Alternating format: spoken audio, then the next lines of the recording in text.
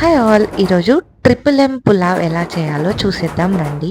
So first mixer grinder తీసుకొని అందులో పుదీనా, పచ్చిమిర్చి, సాల్ట్, పసుపు వేసి గ్రైండ్ చేసి పక్కకు పెట్టుకోవాలి. దెన్ మిల్ మేకర్ని వాటర్ బాయిల్ చేసి అందులో యాడ్ చేసి పక్కకు పెట్టుకోవాలి. దెన్ ఒక ప్యాన్ తీసుకొని అందులో ghee, oil and whole garam masala add చేసి ఆనియన్, కొంచెం curry leaves, next peas add చేసి కొంచెం ఫ్రై అవ్వనివ్వాలి. దెన్ కొంచెం పసుపు అండ్ సాల్ట్ వేసి మిల్ మేకర్ కూడా యాడ్ చేయాలన్నమాట.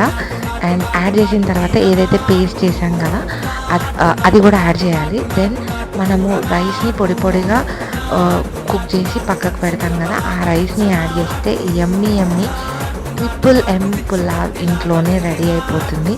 ఒకసారి ఇలా ట్రై చేసి చూడండి. పైన క్యాషెస్ కూడా యాడ్ చేయాలి అండ్ దీన్ని ఆమ్లెట్తో పేర్ చేస్తే యమ్మీ ఎంఎం రెసిపీ రెడీ. ఒకసారి మీరు కూడా ట్రై చేసి కమెంట్లో చెప్పండి.